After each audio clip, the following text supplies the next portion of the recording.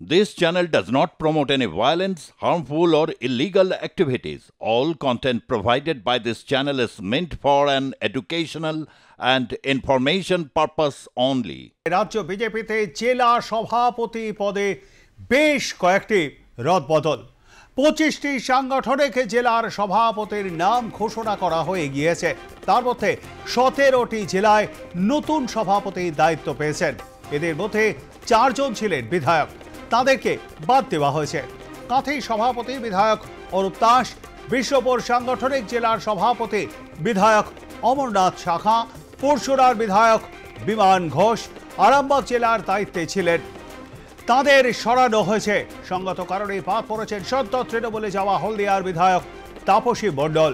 কাঁথির সভাপতি করা হয়েছে সোমনাথ রায়কে। আমরা এই নিয়ে কথা বলবো। আমাদের সঙ্গে রয়েছেন আমাদের প্রতিনিধি সুচারু মিত্র। সুচারু, 2026-এর রাজ্য বিধানসভা নির্বাচন, ঠিক তার আগে এই রদবদল কতটা উজ্জীবিত করবে রাজ্য বিজেপিকে? দেখো, উজ্জীবিত কতটা করবে সেটা আমি জানি না, কিন্তু 2026-এর বিধানসভা নির্বাচন রয়েছে এবং প্রতি 3 বছর অন্তর বিজেপিতে সাংগঠনিক পরিবর্তন ঘটে। সেই মতো 25টা জেলার সভাপতি বদল হলো এবং সেই বদলের তালিকা যদি ঘাটতে গিয়ে দেখা যায়, যে কথা তুমি বলছিলে, যেমন পুরসুরুয়ার বিধায়ক বিমান ঘোষ, তাকে জেলা সভাপতির পদ থেকে বাদ দেওয়া হলো। দেখো, বিজেপিতে এই সিস্টেম আগেই ছিল যে একজন পদাধিকারী একটি পদই অলংকৃত করতে পারবেন, একাধিক মাল্টিপল পোস্ট সে নিয়ে থাকতে পারবে না। সেটাই এবার কার্যকর করা হলো এবং জেলা সভাপতি আরামবাগে অন্যজনকে করা হলো। বিমান ঘোষকে সেই দায়িত্ব থেকে অব্যাহতি দেওয়া হলো এবং শুধুমাত্র এখন তিনি এমএলএ হিসেবেই ওই জায়গাতে থাকবেন।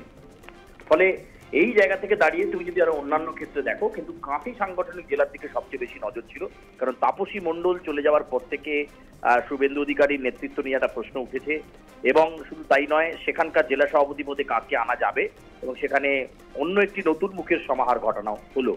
4 জন বিধায়ক এই জেলা সভাপতির দায়িত্বে, যারা একই সঙ্গে দুটো দায়িত্ব সামলাচ্ছিলেন, একদিকে বিধায়ক আবার একদিকে জেলা সভাপতি, এরকম 4 জন বিধায়ক যাদেরকে কিন্তু জেলা সভাপতি পদ থেকে সরিয়ে দেওয়া হলো এবং শুধুমাত্র এখন থেকে তারা বিধায়কের দায়িত্বে থাকবেন, জেলা সভাপতির দায়িত্ব অন্যরা সামলাবেন। 25টা সাংগঠনিক জেলায় বিজেপি তার সভাপতি বদল সম্পন্ন করলো। এই সঙ্গে প্রবীর, তোমাকে জানিয়ে রাখি, চলতি মাসের শেষের দিকে নয়তো বাংলা নববর্ষের আগেই রাজ্য বিজেপির সভাপতি পদেও কিন্তু পরিবর্তন আসতে চলেছে এবং রাষ্ট্রীয় স্বয়ংসেবক সংঘের সম্মতিতেই এবার কিন্তু রাজ্য সভাপতি পদে মুখ যিনি হবেন তিনি কিন্তু আরএসএস এর রেকমেন্ডেশনে থাকবেন। ফলে সেক্ষেত্রে দিলীপ ঘোষের সম্ভাবনা এই মুহূর্তে প্রবল রয়েছেন। বিজেপির সাধারণ সম্পাদক সংগঠন ওই দিলীপ ঘোষের টিমেই সেই সময় ছিলেন সুব্রত চট্টোপাধ্যায়, তার নামও জল্পনায় রয়েছে এবং আরএসএস সেই রেকমেন্ডেশন দেওয়ার জায়গাতেও রয়েছে।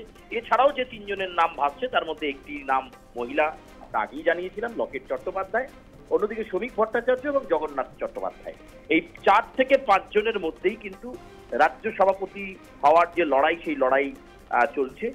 যদিও এখনো সাংগঠনিক পরিবর্তন পুরোটা সম্পন্ন হয়নি, আরো কয়েকটা জেলা রয়েছে, তারপর বিজেপির রাজ্য কমিটি, তারপর বর্ধিত রাজ্য কমিটি এবং তারপর রাজ্য সভাপতি পদে বদল আনা হবে।